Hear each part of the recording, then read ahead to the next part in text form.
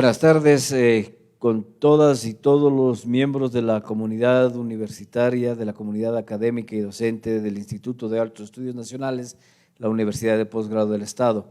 Un afectuoso saludo a las y los profesores, estimadas y estimados colegas, que se han dado cita a esta convocatoria que se reviste de alguna importancia, y se reviste de alguna importancia porque hoy contamos con la participación del profesor Lemke de la Universidad de Estocolmo, que ha venido en un intercambio académico, en una estancia académica con nosotros, como parte del programa y del programa de investigación que está realizando la Escuela de Relaciones Internacionales a través de su docente, la doctora Sofía Cordero.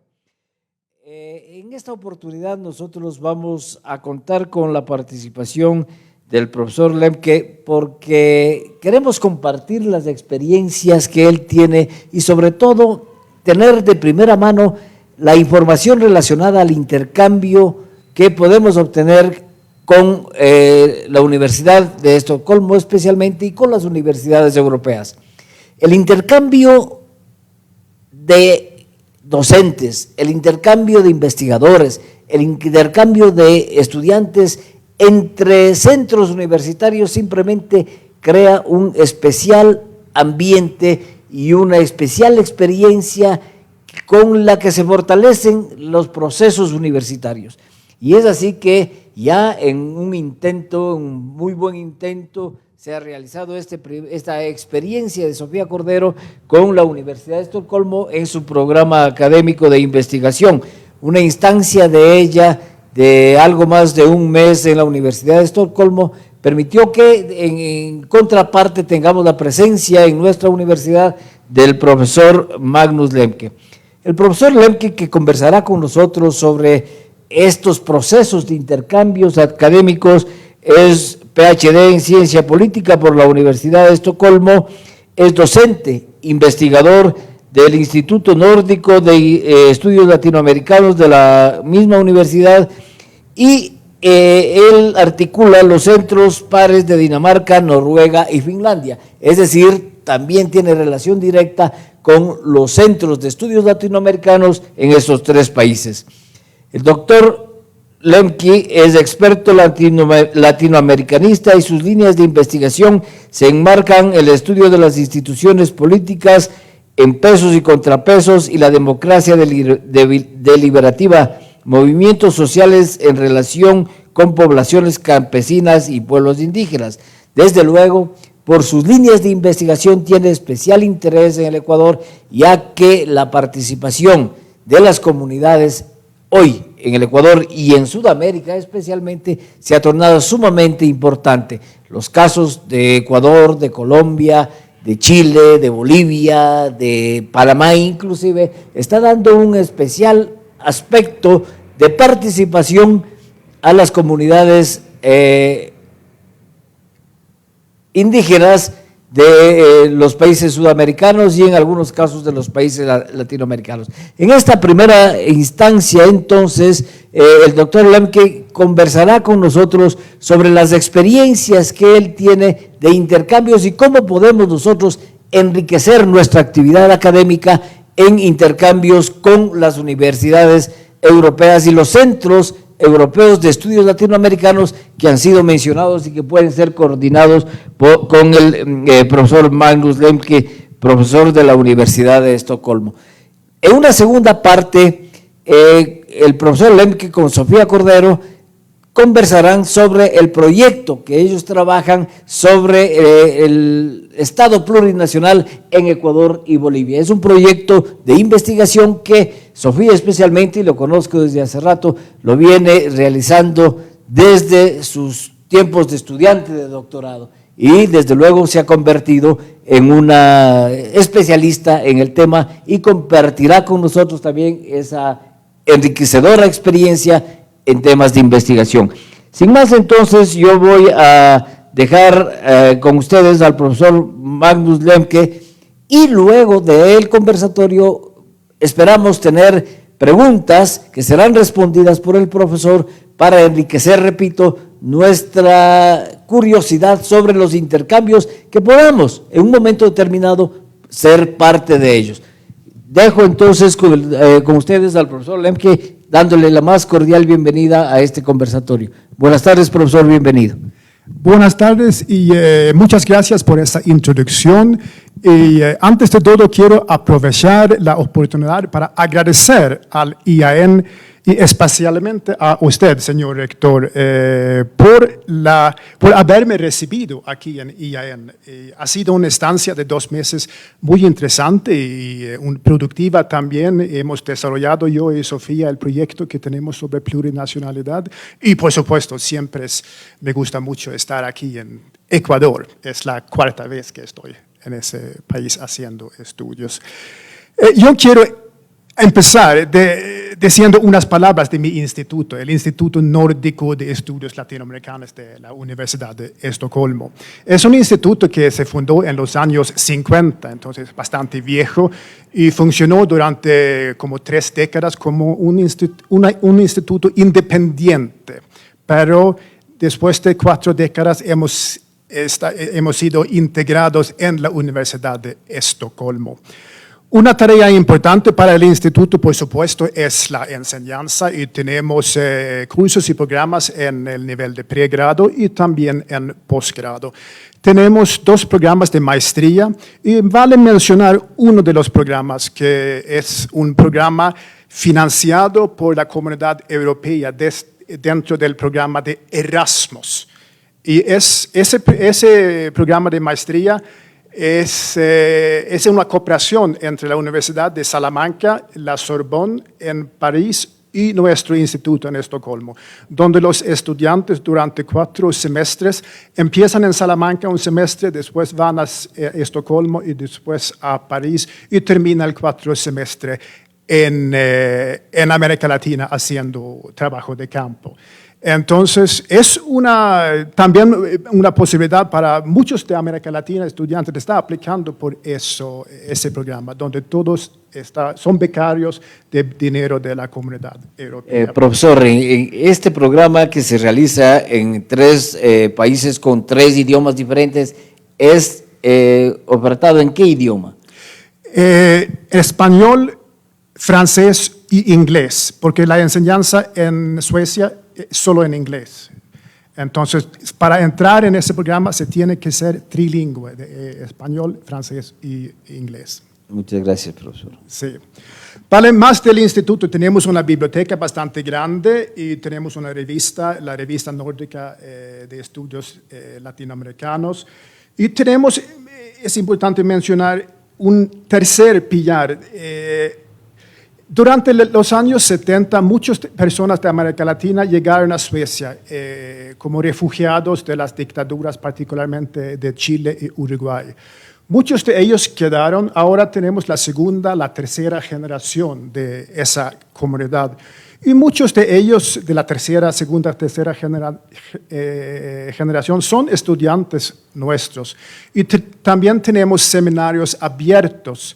Y están llegando mucha gente de esa comunidad. Entonces, el instituto siempre ha sido como un puente de encuentro, un nudo para esa población, que es importante mencionar. Sobre las investigaciones que hacemos en el instituto, los enfoques principales son integración regional y geopolítica, un enfoque movimientos sociales y poblaciones indígenas, donde yo estoy participando, feminismo y también Estado y democracia, son diferentes temas que estamos desarrollando. Por último, quiero mencionar que el Instituto NILAS, en mi instituto, está miembro de 2 importantes redes europeos. El primero es la Red Nórdica, Nórdica de Estudios Latinoamericanos, el NOLAN, y el otro es CEISAL, el Consejo Europeo de Investigaciones Sociales de América Latina. Muy importantes en el contexto europeo y tenemos conferencias cada 2 años, todas esas redes donde cualquiera de aquí también puede participar, ¿sí?, sobre el instituto. Sí. Gracias, Magnus, por esa descripción y contarnos sobre NILAS, el instituto. Quisiera preguntarte qué posibilidades hay de que investigadores, docentes del IAEN de nuestra universidad podamos acceder a una experiencia muy buena que yo tuve en mi estancia allá sobre seminarios abiertos de diferentes temas que uno puede proponer y presentarlos ahí con la comunidad académica del instituto, de la universidad y discutir diferentes temas y tener también backup, retroalimentación en la academia del instituto. Las oportunidades son realmente bastante grandes. Gracias a la pandemia, por una vez ha venido algo bueno de la pandemia también. Ahora hemos abierto mucho más a seminarios online. Entonces, ahora hay una posibilidad de estar participando en un seminario online. Los seminarios abiertos y también los seminarios de investigación que tenemos más internos del instituto. Sí, es una posibilidad mucho más grande hoy en día. Excelente. ¿Podrías entonces contarnos más sobre las posibilidades de vinculación, de internacionalización de nuestra universidad con redes europeas, financiamiento para investigación, para intercambio con el gobierno de Suecia y con la Universidad de Estocolmo? Sí, primero hay una gran ambición de aumentar la internacionalización desde la Universidad de Estocolmo. El problema hoy en día, particularmente ahora, es la situación política que tenemos en el mundo con la situación en Ucrania. Muchos de los fondos para la cooperación internacional del Estado sueco ahora han sido redirigidos hacia los refugiados que vienen de Ucrania a Suecia. Pero entonces es un poco menos las posibilidades ahora que antes, pero cuando termina ese conflicto, ojalá pronto, probablemente la situación va a reestablecerse como antes. Todavía hay buenas posibilidades de cooperación entre investigaciones. En el nivel de estudiantes, un poco menos fácil. Antes, el programa más importante, apoyado y financiado por el gobierno sueco, el Estado, era un programa que se llama Linnaeus Palme. Linnaeus, el nombre del gran botánico sueco que clasificó a las flores en el siglo, ¿cuándo fue? ¿XVII? 18, sí. Y el otro, Linnaeus Palme. Palme, por supuesto, el primer ministro sueco que fue asesinado en 1986. Muchos discípulos de Linneo fueron a diferentes regiones del mundo, América Latina también. Entonces, según ese programa, Linnaeus Palme, es un intercambio. Estudiantes suecos se van a, por ejemplo, América Latina. Por eso Linnaeus, porque los discípulos de Linnaeus fueron alrededor del mundo. Y también estudiantes de, por ejemplo, América Latina pueden ir a Suecia. Por eso Palme, por el interés particularmente de América Latina en Olof Palme y la solidaridad que había entre Palme y América Latina. Ese programa, ojalá que ellos van a reactivar después del conflicto de Ucrania. Y es muy bueno, los estudiantes que son matriculados aquí, por ejemplo, pueden ir 8 semanas a estudiar en Suecia, con beca totalmente. Es un intercambio, entonces estudiantes de nosotros pueden ir aquí 8 semestres totalmente financiado. Y también es un intercambio de profesores. Y el programa también incluye un viaje de planificación. Para planificación todo el programa, entonces un grupo de aquí pueden ir a Suecia de profesores para ver el contexto y lo mismo con suecos que pueden ir aquí. Ojalá, entonces si ellos van a reactivar eso, es una gran plataforma para aumentar una cooperación. Excelente. Gracias. ¿Cuál es el camino para alcanzar esta cooperación, este intercambio de profesores y estudiantes, especialmente de profesores al momento de la virtualidad? ¿Cómo nosotros podríamos llegar a la Universidad de Estocolmo, al Instituto de Estudios Latinoamericanos, para poder materializar estos intercambios? No es muy difícil realmente. El proceso tiene que ser iniciado de nosotros. Y después buscamos una forma, redactamos una aplicación y mandamos a esa asociación. Y después, yo creo que más o menos inmediatamente ellos van a probablemente decir que, ok, ustedes pueden ir a un viaje de planificación, ida y vuelta, los dos intercambios, y después vamos a mandar el resultado final, vamos a redactar una aplicación final y mandar. Y entonces, ojalá que tenemos suerte. Lo que están esperando los profesores es que el profesor Lemke se comprometa a iniciar ese proceso precisamente. Eso podemos hacer si está reactivado, ojalá que eso, porque es muy popular, entonces yo creo que va a ser una gran presión de todas las universidades de Estocolmo al gobierno de reiniciar ese programa después de ese conflicto en Ucrania. Qué bueno, qué interesante. Sí. Sí, mientras eso se reactiva y que depende de condiciones, digamos, geopolíticas, pero que seguro va a suceder, ¿podrías contarnos lo que sí está vigente y está activo, que igual son oportunidades muy interesantes para docentes de nuestra universidad? Ya, yo creo que esa es por el momento la posibilidad mejor para aumentar una cooperación entre nuestros institutos. Y es, en Suecia, los investigadores como yo en ciencias sociales, tengo dos posibilidades principales para aplicar para fondos para investigación. El primero es en relación con un consejo sueco de ciencias sociales, una entidad estatal. Ellos tienen diferentes proyectos donde se puede aplicar. Lo más interesante aquí es que hay un proyecto particular con vinculación a países en desarrollo. Se dice explícitamente que el proyecto tiene más posibilidad de recibir fondos si hay participación de investigadores de países en desarrollo.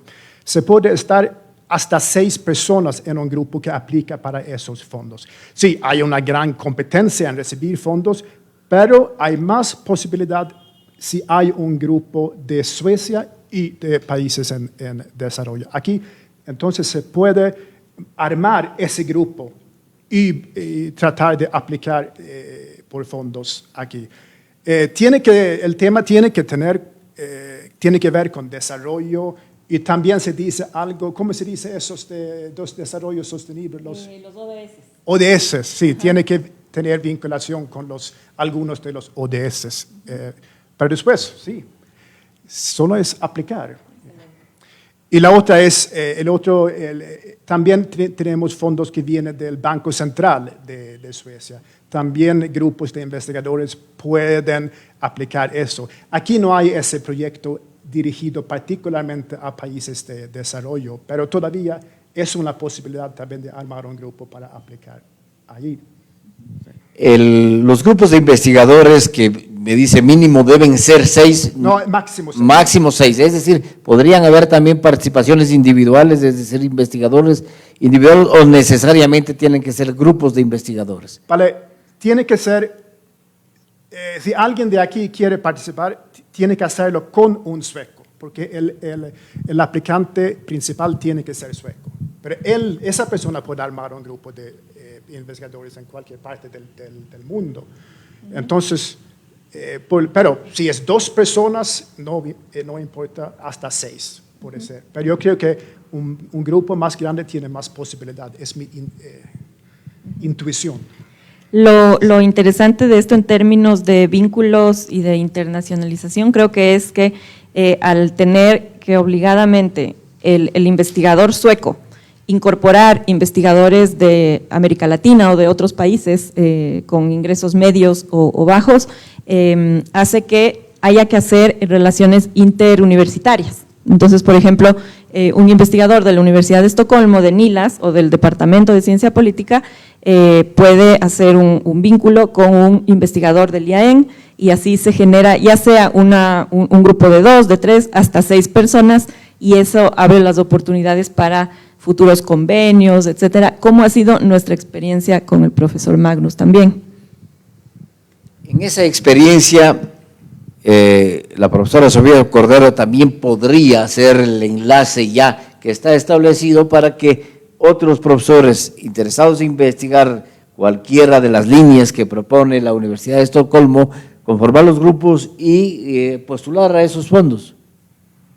Sí, justo sobre eso queremos hablar, ahora que un poco Magnus nos ha contado de las posibilidades de proyectos, convocatorias, ¿no es cierto?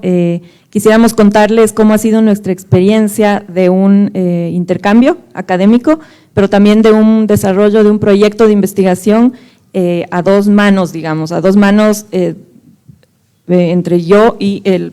el profesor Magnus y yo, y entre la Universidad de Estocolmo, el Instituto Nórdico de Estudios Latinoamericanos y el IAEN con la Escuela de Relaciones Internacionales. Entonces, podemos empezar con eso, si puedes, Magnus va a empezar contándonos el título del proyecto y algunos primeros elementos y continuamos con la conversación. Excelente. Solo una palabra que la razón por que yo pueda estar aquí es gracias a otra fundación estatal de Suecia, la Fundación para la Internacionalización de la Educación Superior y la Investigación. Es una institución que da un poquito de dinero para iniciar proyectos. Entonces, Sofía y yo aplicábamos para Stint, ¿cómo se llama esa? Y sí, ganamos recursos. Sofía para estar 2 meses en mi universidad y yo entonces para llegar aquí. Y en esa aplicación que mandábamos también hemos entonces presentado el proyecto que vamos a realizar, que es este proyecto sobre plurinacionalidad. Entonces, continuamos con ese. Muy bien.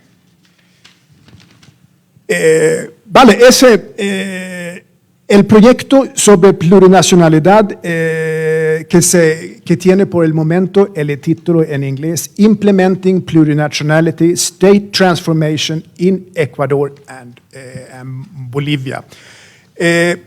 Hemos pensado mucho en cómo vamos a el enfoque que vamos a tener en este proyecto, pero hemos decidido de enfocarnos en 3 de las críticas principales que hemos identificado en contra del proyecto de plurinacionalidad. Entonces, vamos ahora a presentar esas críticas y cómo vamos a atacar eso. El primer crítica es que el Estado plurinacional va a introducir un sistema corporativista donde algunos grupos tienen un canal privilegiado hacia el Estado. Entonces, es un proyecto entonces que está en contra de un modelo Estado liberal y plural. Ese fue un argumento que durante la administración de Correa, por ejemplo, fue bastante dominante. Entonces, eso vamos entonces argumentar y problematizar ese argumento. Y vamos entonces a presentar teorías sobre corporativismo y particularmente corporativismo indígena, que es un concepto, y a un lado, y el otro lado, teorías sobre CONAIE, por ejemplo, como una autoridad comunitaria que no se puede entender en términos de corporativismo.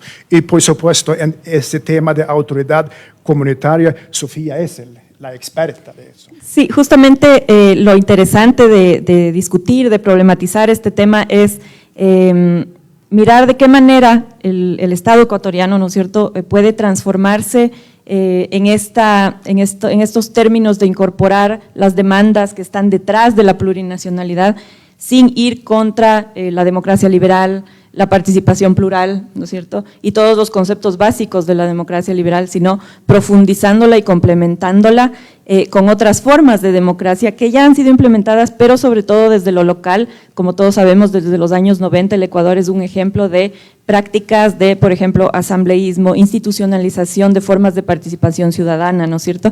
Entonces, en esta primera parte del proyecto nosotros queremos ver cómo la CONAIE, como un actor esencial en esta demanda, puede ser parte de esa transformación estatal de la manera más democrática posible y haciendo una crítica profunda, una revisión profunda a lo que eso implicaría. Entonces, en esa primera perspectiva, CONAIE es una cosa clave para analizar y vamos a dividir eso, el periodo aquí en 3 fases.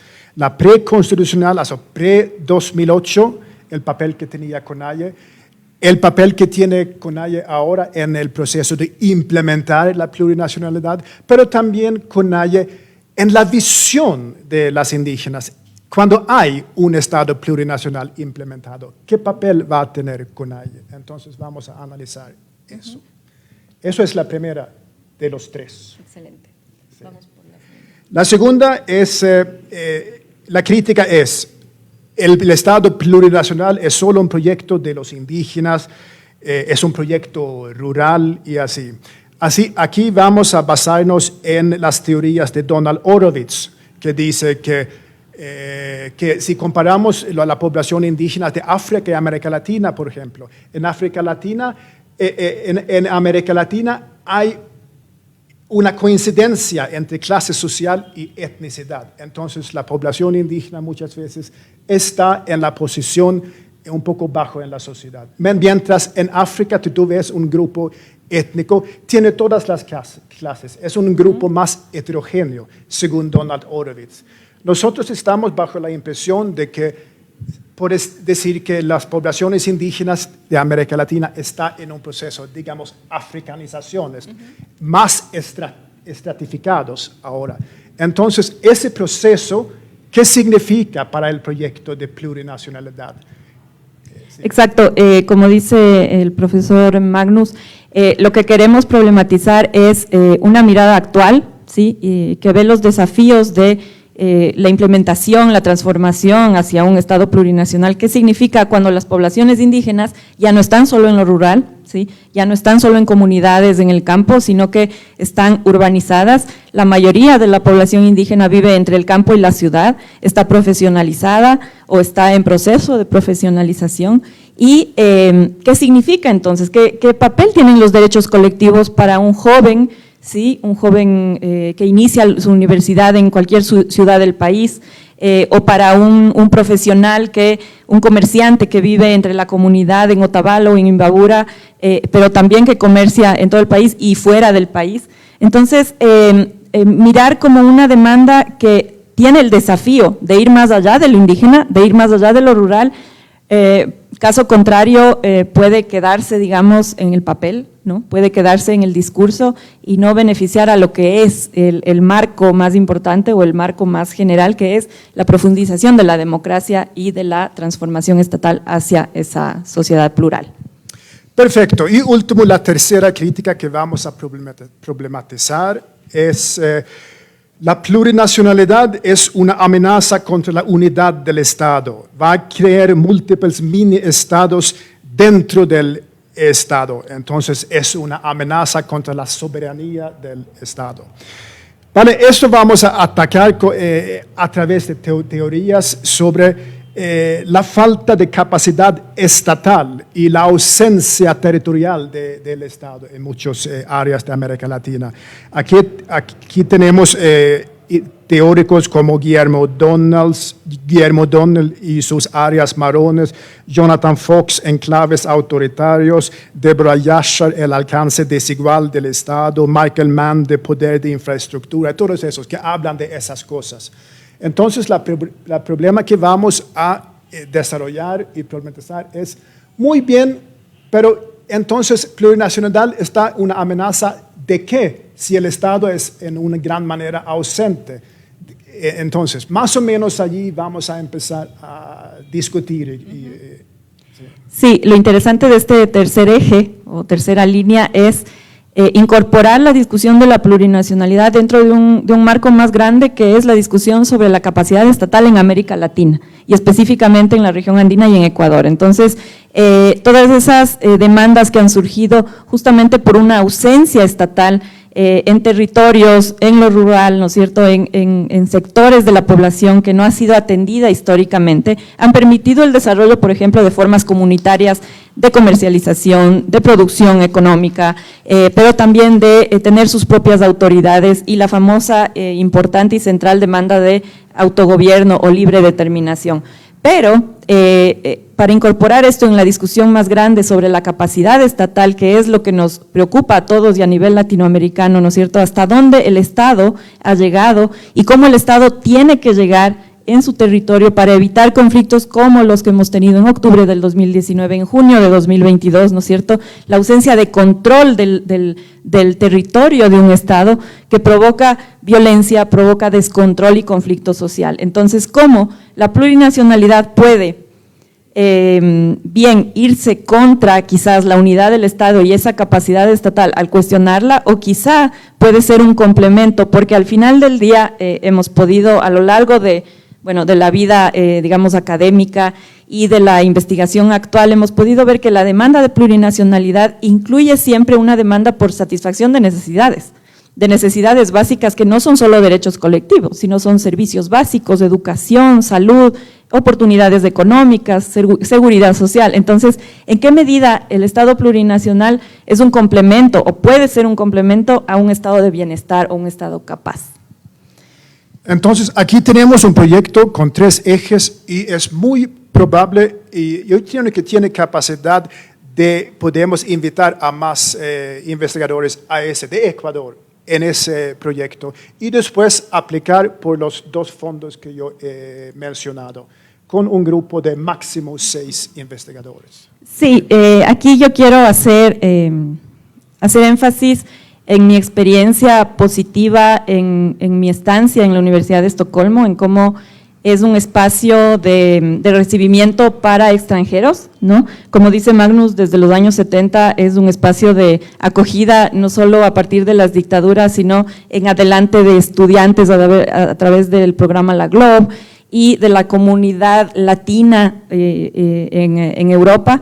Entonces, como tal, es un espacio plural, es un espacio bilingüe en donde el inglés es una opción, pero el español también. Entonces, se facilita mucho el estar ahí, el intercambio académico.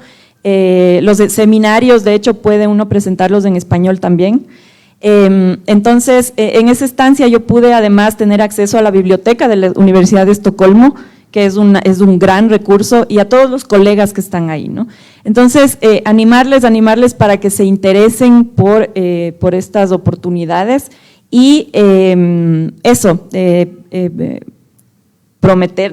sino plantear que nuestro plan a mediano y largo plazo es continuar con este proyecto y sus partes para los financiamientos que Magnus ha mencionado y para también abarcar a más docentes del IAEN entre escuelas, ¿no?, que están en estas líneas de trabajo y que van a enriquecer el proyecto.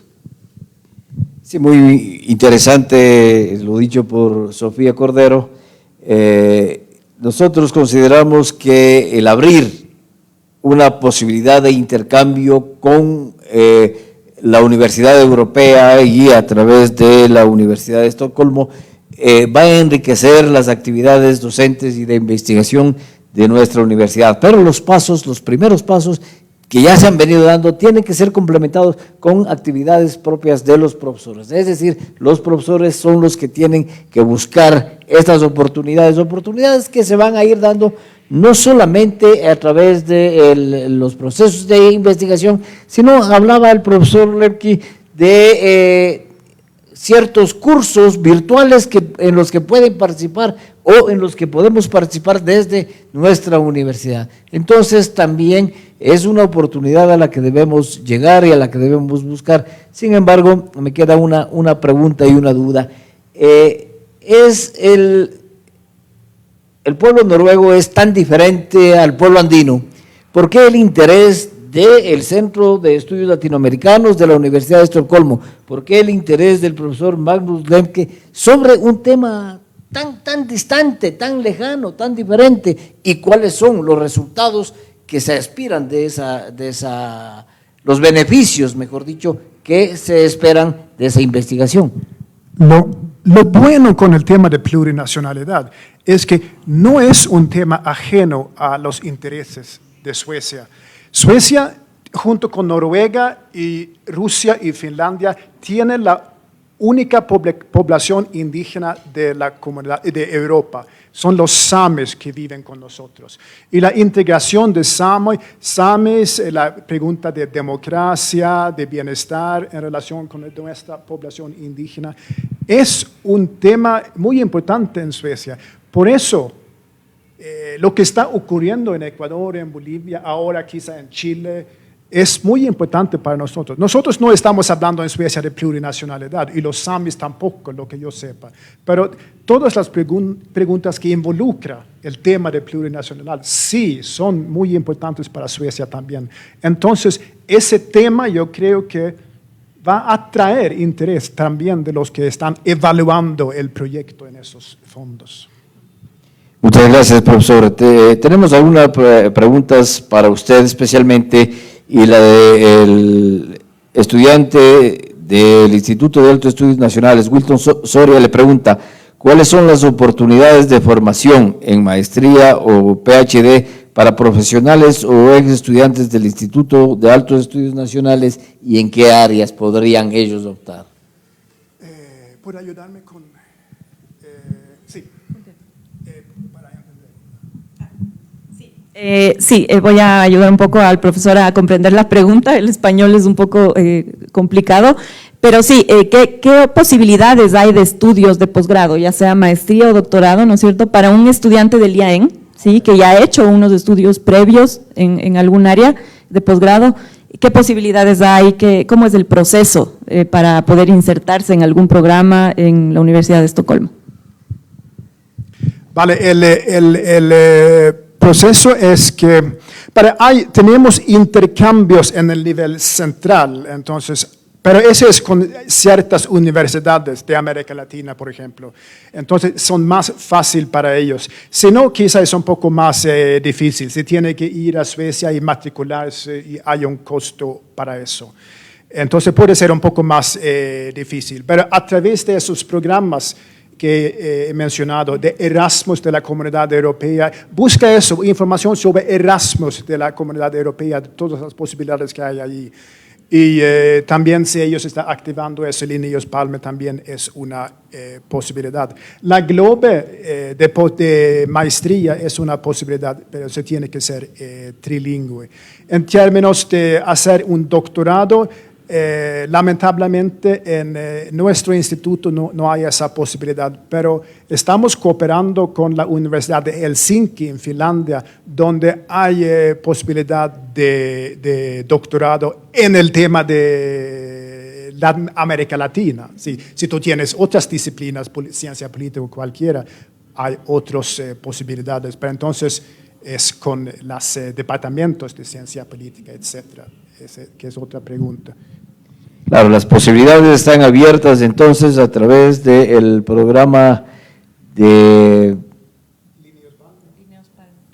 Linnaeus Palme, ¿ya? Sí. Entonces, eso es muy importante y deben considerar también esa posibilidad. Realmente, repito e insisto en que el intercambio académico con universidades del resto del mundo son